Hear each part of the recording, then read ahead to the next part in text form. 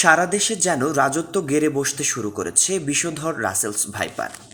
বাংলাদেশে ছড়িয়ে পড়েছে রাসেলস ভাইপারের আতঙ্ক। ভয়ঙ্কর বিষাক্ত রাসেলস ভাইপার বাংলাদেশের গ্রামাঞ্চলে এই সাপটি চন্দ্রবোড়া বা উলুবোড়া নামে পরিচিত।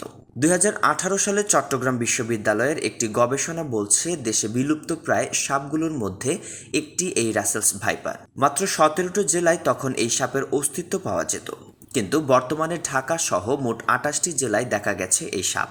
দেখতে ছোট ও সরু লেজের দৈর্ঘ্যে 3 থেকে 5 ফুট হয়ে থাকে। শরীর জুড়ে অনেকটা চাঁদের মতো গাঢ় বাদামি গোল গোল দাগ, যা দেখে মনে হবে অজগর সাপের ছোট বাচ্চা। পৃথিবীতে বিষধর সাপ হিসেবে রাসেলস ভাইপারের অবস্থান পঞ্চম হলেও হিংস্রতা আর আক্রমণের থেকে স্থান প্রথমে।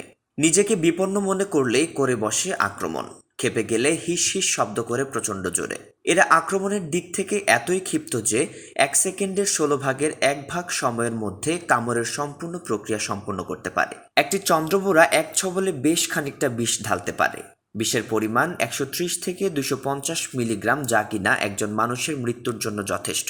এই সাপের বিষ হ্যামাটোটক্সিক, অর্থাৎ কামড় দিলে লোহিত রক্তকণিকা ধ্বংস হয়, রক্ত জমাট বাঁধতে পারে না এবং ক্ষতস্থানে পছন ধরে ফুসফুস ও কিডনি নষ্ট করে দেওয়ার মতো বিভিন্ন জটিলতা তৈরি করে। সাপে কামড়ালে করণীয়: সাপে কামড় দিলে আতঙ্কিত হওয়া যাবে না।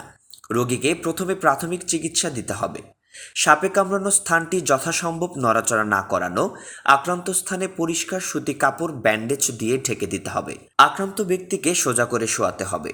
যত তাড়াতাড়ি সম্ভব সরকারি হাসপাতালে নিয়ে যেতে হবে। কোনো ওঝা বা কবিরাজের কাছে নিয়ে সময় নষ্ট করা যাবে না।